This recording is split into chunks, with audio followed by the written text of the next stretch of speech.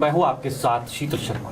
पिछले हफ्ते सेहत आपकी नाम का प्रोग्राम हमने शुरू किया है और इसमें हम आपके लिए हमेशा कई अन्य बीमारियों से जुड़ी समस्याएं और उसका समाधान लेकर आपके सामने रहेंगे। आज हम बात करेंगे एक और नया टॉपिक है, पाचन तंत्र से जुड़ा यानी डाइजेस्टिव सिस्टम से जुड़ा।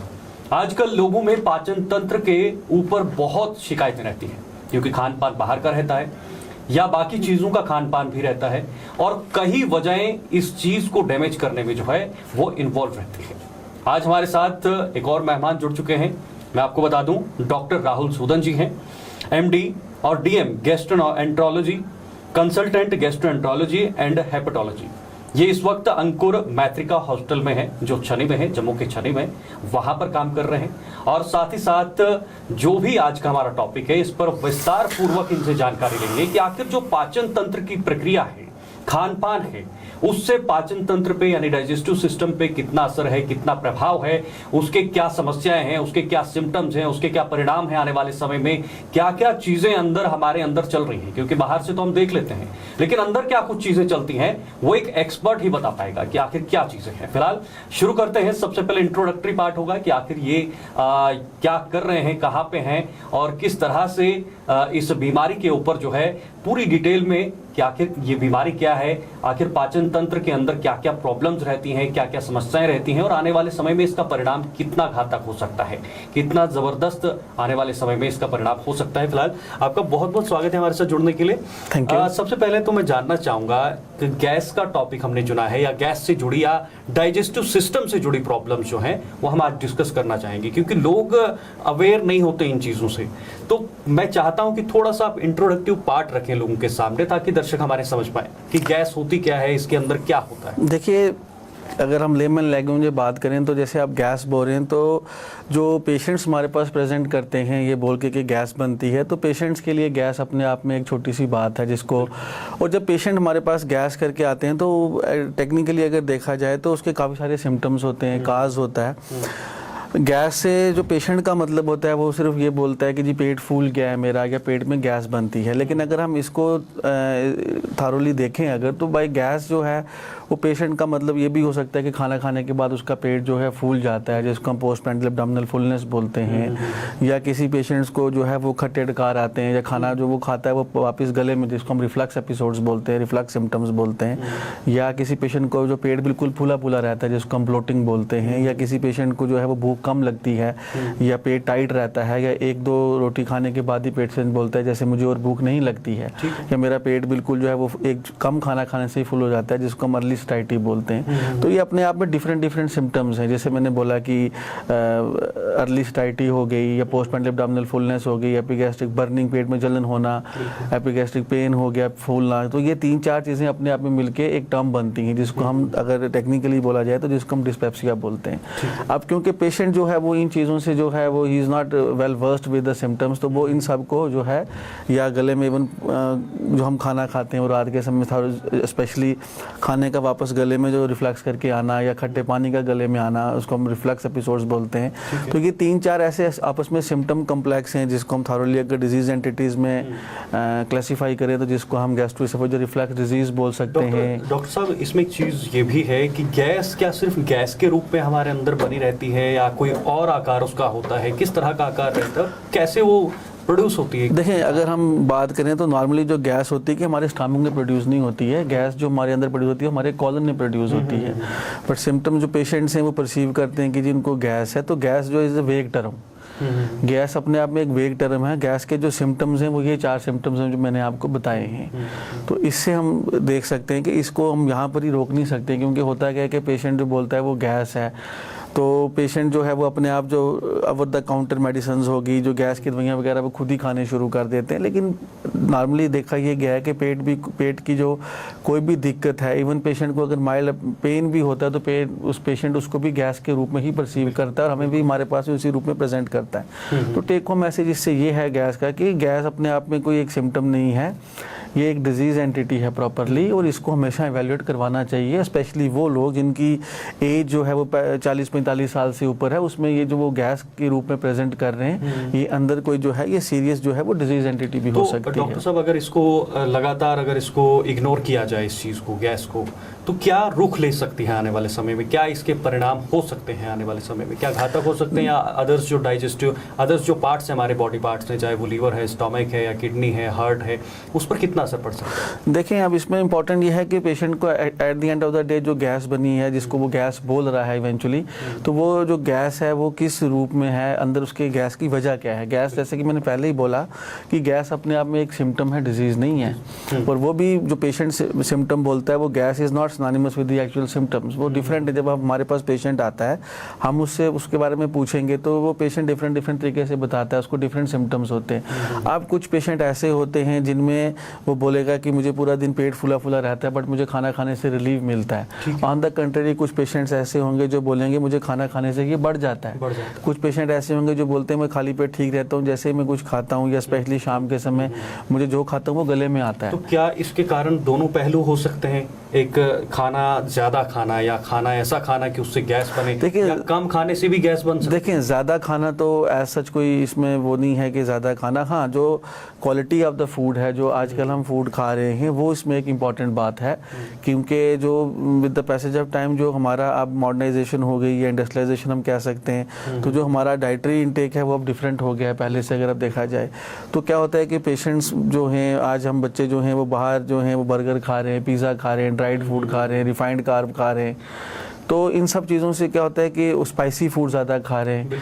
उसके बाद इम्पॉर्टेंट है कि अब जो लोग हैं वो अल्कोहल इंटेक भी बढ़ गया है। तो इन सब कारणों से जो है वो कहीं ना कहीं जो है वो हमारा स्टमक हो गया, या स्मॉल इंटेस्टाइन का ऊपरली हिस्सा जो कि मेनली डाइजेशन के साथ कंसर्न्ड होता है, तो उसमें डैमेज हो सकती है। और इसके लिए पेशेंट्स को जो है वो ज़रूरी है कि एक सुपर स्पेशलिस्ट को वो दिखाएं। ठीक है, इसमें ये भी चीज़ हो सकती है क्या, वीकनेस, इस तरह की चीज़ें हो सकती हैं? अगर गैस की प्रॉब्लम है, लगातार आपको खाना पच नहीं रहा है, इससे आपकी बॉडी स्ट्रक्चर पर या बॉडी पार्ट्स पर कहें तो कितना फ़र्क पड़ सकता है, कितना प्रभावित कर सकता है इन चीज़ों को? क्या वीकनेस भी एक पार्ट है इसका? देखें, वो तो अगर कोई ओल्ड एज पेशेंट है, एल्डरली पेशेंट है जिसकी एज ज़्यादा है, वो डिपेंड करता है कि eight the end of the day जो पेशेंट सिम्टम्स बता रहा है वो किस डिजीज़ की वजह से है। तो डिजीज़ जो अंडरलाइंग डिजीज़ है वो वीकनेस काज कर सकती है।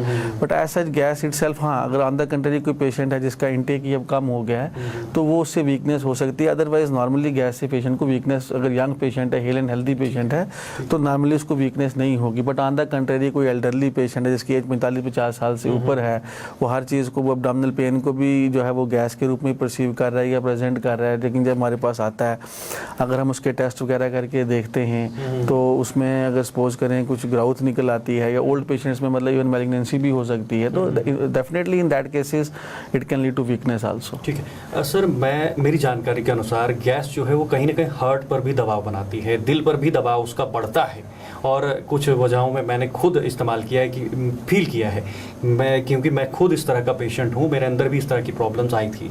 मैंने खुद फील किया कि हार्ट पर काफ़ी दबाव पड़ता है, दिल पर काफ़ी दबाव पड़ता है। तो क्या इस पर कोई सडन इस तरह की चीज़ हो सकती है कि हार्ट की जो अदर डिजीज़ हैं, या हार्ट फेल होता है, या हार्ट रुक जाता है, जिससे सीधे डेथ हो जाती है?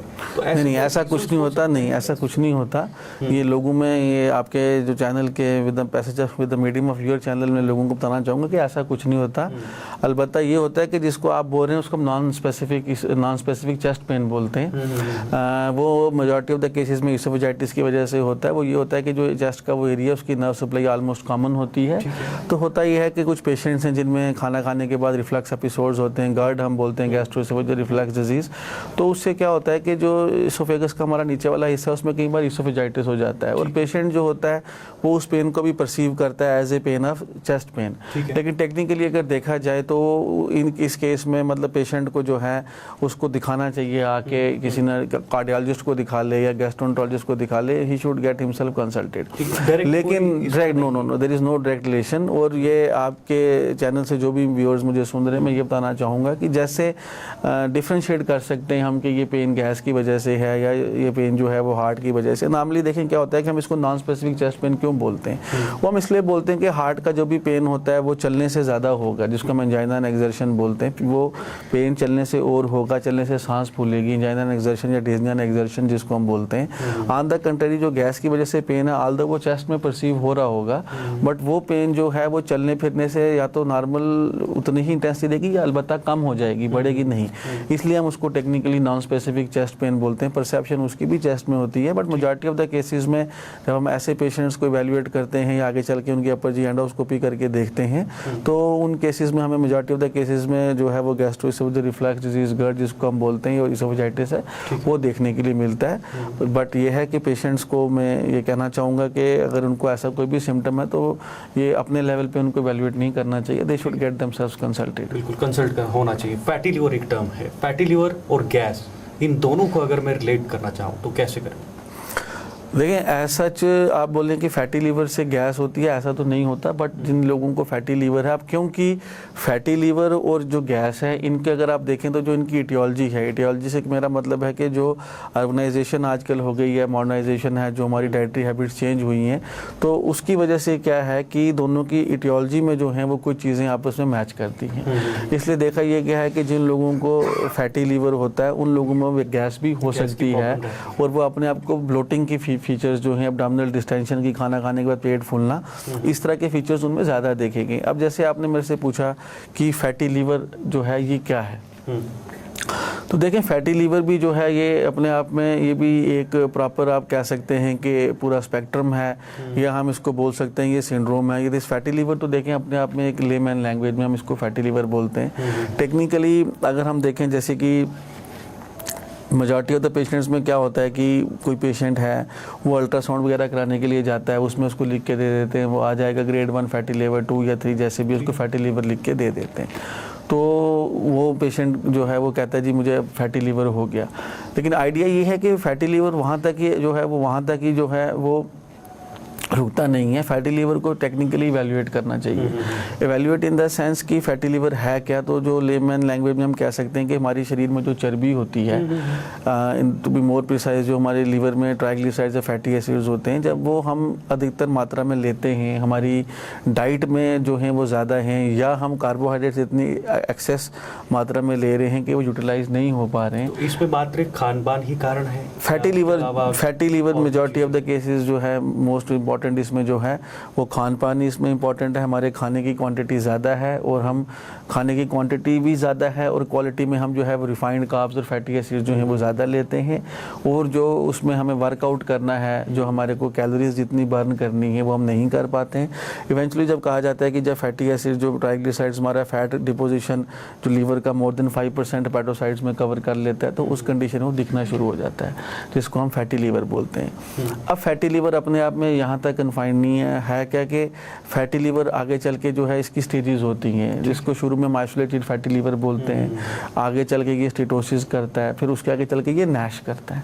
Nash is non alcoholic steatohepatitis, जैसे कि अभी 8 जून को हमारा नैश वर्ल्ड डे भी हो रहा है। तो उसमें यही है कि लोगों में जो है वो एक जो है जागरूकता जो है हमें क्रिएट करनी है कि देखें इसमें इम्पॉर्टेंट चीज़ ये है कि जो नैश है एट दी एंड, जो फैटी लीवर आप जिसको कहते हैं, at the and of the day जब ये चलता रहेगा, प्रोग्रेस करता रहेगा, तो it causes non alcoholic steatohepatitis, जिसको हम नैश बोलते हैं।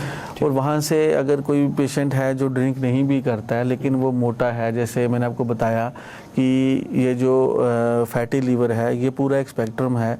और आजकल तो अब जो फैटी, जिसको हम पहले non alcoholic fatty liver disease बोलते थे, अब तो एक्चुअली इसको metabolic disorder associated liver disease बोला जाता है, मफल्ड बोला जाता है। ठीक है। तो ये पूरा एक जो है स्पेक्ट्रम का पार्ट है। ये उन लोगों में देखा गया जिनमें मेटाबॉलिक सिंड्रोम होता है। अब जैसे मेटाबॉलिक सिंड्रोम है तो अगेन जो आपकी बात थी मैं वही रख रहा हूँ कि ये जो है ये डाइटरी एंड लाइफस्टाइल चीज़ों से ही आया है।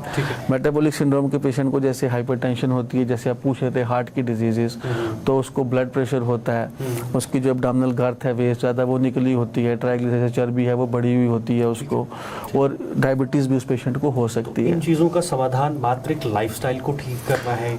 देखें हाँ, देखें लाइफस्टाइल जो है इसमें सबसे इम्पोर्टेंट पार्ट है।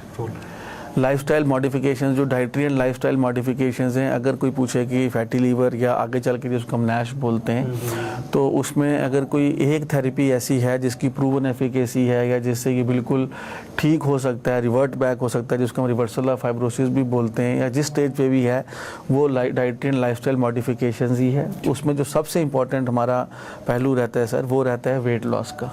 अगर कोई भी पेशेंट है तो उसमें अगर वो वेट लॉस करता है 7 to 10%, जो हमारी नॉर्मली जो हमारी गाइडलाइंस कहती हैं, अगर वो मोर देन 10% बॉडी वेट, जैसे अगर कहने के लिए किसी एक आदमी का जो वेट है, सपोज वो 70 kg and if he loses more than 7 kg of the weight which corresponds to 7% of his body weight, तो definitely he is going to get benefited in every stage of this whole spectrum. चाहे वो अपना isolated fatty liver disease के stage पे ही हुआ हो, या नैश की स्टेज पे हुआ हो, या इवन सिरोसिस की स्टेज पे भी चला गया हो, तो उसको कुछ ना कुछ बेनिफिट वेट लॉस से ज़रूर मिलेगा। और दूसरा ये है कि अगर पेशेंट हमारे पास आता है तो उस समय तक उसकी जो है वो फाइब्रोसिस होना शुरू हो गई है, या स्टीटोहेपेटाइटिस हो रही है, लीवर के जो एंजाइम्स हैं वो बढ़े हुए हैं, ट्रांसएमिनाइटिस वगैरह, तो अब हमारे पास कुछ ऐसी मेडिसिन हैं जो कि हम पिछले 4-6 साल से जो है वो कंटिन्यूसली यूज़ कर रहे हैं, जिसमें पेशेंट्स को जो है वो बेनिफिट मिल रहा है। तो इसमें दोनों चीज़ें इंपॉर्टेंट रहती हैं, डाइटरी एंड लाइफस्टाइल तो इंपॉर्टेंट रहता ही रहता है, उसके साथ साथ हमारे पास अब कुछ मेडिसिन भी हैं। और इम्पॉर्टेंट इसमें यह है कि ये पेशेंट जो कभी भी नैश का पेशेंट होगा या जो फैटी लिवर का पेशेंट होगा, ये खाली जो इसकी, जैसे कि मैंने आपको बताया कि ये मेटाबॉलिक सिंड्रोम जो है ये उसका पार्ट अब है, तो ये एक इतनी बड़े स्पेक्ट्रम का पार्ट है कि वो डिजीज़ खाली लीवर से कन्फाइंड नहीं होगी। इन पेशेंट्स को कभी अगर आप देखेंगे तो इनमें डायबिटीज़ भी ज़्यादा होती है, हाइपोथायराइडिज्म भी ज़्यादा होती है, और ये जो पेशेंट हैं आगे चल के इनको कोरोनरी आर्टरी डिजीज़ जो हम हार्ट की दिक्कत बोलते हैं, तो वो होने के भी चांसेस इनमें ज़्यादा रहते हैं। अगर फैटी लीवर है या हार्ट से जुड़ी प्रॉब्लम है या गैस से जुड़ी प्रॉब्लम है, खाने पीने में हमेशा लोगों को कंफ्यूजन रहता है, एक दूसरे की बात सुनकर ही जो है वो घर में कुछ चीज़ें खाई जाती हैं कि इस पर आप ये खाइए, आपको कम रहेगा, आपको नॉर्मल रहेगा। बड़े ही साधारण शब्दों में मैं जानना चाहूँगा कि लोगों को इस स्थिति में, इस सिचुएशन में क्या कुछ खाना चाहिए जिससे वो ज़्यादा ना देखें। इसमें एक तो जैसे अब गैस के लिए बोलते हैं, तो गैस के लिए सबसे इम्पोर्टेंट ये है कि पेशेंट के सिम्टम्स क्या हैं। लेकिन फिर भी जैसे हम गैस के लिए बोलते हैं, तो जैसे अब मैं खुद जैसे पुंछ से आता हूँ, जो हमारे हिली एरियाज़ के लोग हैं, तो वहाँ पर आप देखेंगे नून चाय जिसको बोलते हैं, नमकीन चाय, तो उसकी इंटेक ज़्यादा है, वो कम करनी है, उससे हाइपरटेंशन भी होती है, it can cause gastritis also. बाकी जो हमारी तली हुई यंग जनरेशन है, अगर आप आजकल देखेंगे तो इवन यंग जनरेशन में भी आप देखेंगे ये चीज़ बहुत कॉमन हो गई है। आप देखेंगे 18-20 साल का आदमी है, वो बोलता है मुझे भूख नहीं लगती, मेरा पेट फूल जाता है, मुझे गैस बनती है। तो इसमें यह है कि जो स्पाइसी फूड आइटम्स हैं, जो डीप फ्राइड हैं, स्पाइसी हैं, बाहर का जंक फूड, उससे बचा रहना है। और नट सेल में अगर आप देखेंगे तो आपका जो इनपुट है, जो आप इनटेक ले रहे हैं, उससे ज़्यादा आपको वर्कआउट करना है। वर्कआउट से मतलब खाली एक्सरसाइज का नहीं है, वर्कआउट से मतलब है कि आपको दिन के मैक्सिमम टाइम में, कहते हैं कि with every single hour of sitting down, अगर आप बैठे हुए हैं तो हर वो 1 घंटा जिसमें आप बैठे रहते हैं, तो it adds to the morbidity of the disease. तो स्पेशली जो वो लोग हैं जो क्लोज डोर्स में बैठते हैं, जो बैठने वाला काम करते हैं, सेडेंट्री लाइफस्टाइल है, उनको अपनी कैलोरी इनटेक इन नटशेल कम करनी है। उनको अपना कैलोरी इनटेक ही कम करना है। ऐसा नहीं है अगर एक आदमी है जिसकी जो कोई काम ज़्यादा मॉडरेट टू हैवी एक्सरसाइज नहीं करता है, जो जिसमें रिक्वायरमेंट ही कम है, अगर वो आदमी 3000 या for that matter 3500 kilo calories खाएगा, तो at the end of the day they are going to accumulate somewhere, they will accumulate in liver, and with the passage of time it is going to cause fatty liver, NASH, and ultimately it is going to cause cirrhosis। और मैं आपके channel के माध्यम से जानने वालों को ये बता देना चाहता हूँ कि जैसे पहले क्या होता था कि हेपेटाइटिस सी, हेपेटाइटिस बी और अल्कोहल, ये वर्ल्ड वाइड देखे जाते थे कि मोस्ट कॉमन काज होते थे लीवर के ख़राब होने के, जिसको हम सिरोसिस बोलते हैं। लेकिन अब जो है ये जो हमारा नैश है, जिसको नॉन अल्कोहलिक कीटोहेपेटाइटिस बोलते हैं, तो ये it is coming up in big way, और ऑलमोस्ट इट इज़ खान पान की चीज़ों से है और वर्कआउट ना करने की वजह से है। जो हमारा रहने का जो तरीके हैं वो बदल गए हैं, ये उसकी वजह से है, और ये ऑलमोस्ट अब जो है नंबर 1 काज बन चुका है सिरोसिस का वर्ल्ड वाइड। कुल मिलाकर वर्कआउट जो है एक इंसान के लिए बहुत ज़्यादा ज़रूरी है, बैलेंस रखने के लिए बहुत ज़्यादा ज़रूरी है। जो आपने खाया है, जो आपकी एनर्जी रिक्वायरमेंट्स हैं, उसके हिसाब से पहले तो आप खाएं, और जो आपने खाया है उसको आपको यूटिलाइज भी करना है। अगर एक इंसान काम करता है या काम करने चले जाता है, जैसे जिसमें मजदूर श्रेणी की बात करें या बाकी खेतों में जाने की बात करें, तो उनके लिए भी एक्स्ट्रा वर्कआउट करना जरूरी है। नो, वो तो पहले ही जो है वो हैवी एक्सरसाइज वाली कैटेगरी में आते हैं। देखिए इसमें माइल्ड, मॉडरेट और हैवी में में डिवाइड किया गया है, और जो मजदूर कैटेगरी है, लेकिन आप देखेंगे भी कि ये बीमारियां जो हैं ये उनमें ज़्यादा नहीं हैं। जो हैवी वर्कर्स हैं उनकी कैलोरी रिक्वायरमेंट ज़्यादा है, it is somewhere between I think 2400 to 3000 kilo calories. लेकिन जो हम माइल्ड टू मॉडरेट वाले हैं, जो सेडेंट्री हैं, जो माइल्ड टू मॉडरेट हैं, उनकी 18 to 2400 किलो कैलोरीज हैं। और जो बिल्कुल सेडेंट्री हैं, जो ऑलमोस्ट अब डायबिटिक बन चुके हैं, नैश है, उनकी अपनी डायबिटिक डाइट है जो कि 1200 से 1500 किलो कैलोरीज के पास के यहाँ के बैठती है। तो इसलिए आपके काम के हिसाब से ही आपकी कैलोरी रिक्वायरमेंट होती है और आपको उतना ही खाना है। इसके अलावा जैसे आप गैस के लिए पूछते हैं, स्पेशली पूछते हैं कि भाई गैस के लिए डाइटरी और क्या किया जा सकता है, तो इसके अलावा जो है इम्पॉर्टेंट ये है कि हमें जो अपनी ब्रेकफास्ट जो है वो करनी है, लंच करना है, डिनर जो है वो शाम को अगर 7-8 बजे के करीब जल्दी के टाइम कर लिया जाए और उसको हैवी ना किया जाए। क्योंकि नॉर्मली क्या होता है कि जब हम शाम को खाना खाते हैं तो उसके बाद हम काम नहीं करते, कोई भी काम नहीं करते। जो नॉर्मली हम थोड़ा बहुत करते भी हैं, चलते हैं, या कोई गाड़ी भी चलाता है, कोई गाड़ी चला के कहीं जाता है, या कोई अपना रूटीन ऑफिस का काम करता है, वो भी सुबह या शाम के समय ही होता है। तो नॉर्मली दिन रात के समय हम जो भी खाते हैं that is not going to get metabolized properly and it is going to get deposited at the end of the day in the liver itself. ठीक है, जितना हो सके सोने से कुछ समय पहले खाएं। और अगर खाने के बाद रात को जैसे जो फीमेल्स हैं वो घर का जो हाउस होल्ड वर्क है वो कर रही हैं, जो मेल मेंबर हैं या फीमेल्स भी शाम को अगर काम नहीं कर पा रहे तो वॉक कर लें थोड़ा सा अगर। और आइडिया इसके जो लास्ट आपका मील है उसके बीच और सोने के बीच का जो टाइम है उसको थोड़ा अगर बढ़ाया जाए तो it is going to. Doctor साहब, कई सारे लोग ऐसे हैं जो शाम को भी एक्सरसाइज करते हैं या योगा को करते हैं, खाना खाने के बाद भी ऐसी चीज़ें होती हैं, तो क्या ये सही है? नहीं, खाना खाने के बाद तो एक्सरसाइज नॉर्मली लोग नहीं करते हैं। माइल्ड टू मॉडरेट में आप ये वॉक कर सकते हैं, that is going to get yoga otherwise is also very good, but majority of the people जो है वो योगा मॉर्निंग के टाइम करते हैं। तो रात के खाने के बाद यही एक्सरसाइज बेटर है कि वो माइल्ड जो है ब्रिस्क वॉक जिसको है, अगर वो टहल सकते हैं, लॉन है, गार्डन है, उसमें वॉक भी कर लें या घर का कोई हाउस होल्ड काम भी कर लें, तो वो जो खाना उन्होंने खाया उसमें उसका पाचन जो है वो ज़्यादा बेटर हो जाएगा। सर 30 सेकंड में जानना चाहूँगा इसका कॉम्प्लिकेशंस अगर परिणाम की बात करें, कुल मिलाकर अगर ये चीज़ें अंदर हैं तो कितना घातक हो सकता है? देखें, इसमें देखना है, इसमें 2 पार्ट में जैसे हम डिवाइड कर सकते हैं। अगर आपने बोला कि जैसे किसी को खट्टा पानी या रिफ्लक्स एपिसोड्स हो सकते हैं, अगर वो निरंतर होते रहें, इसोफेजाइटिस है, तो वो आगे चल के कैंसर भी बन सकता है, उसको मेडिनो कार्सिनोमा बोलते हैं।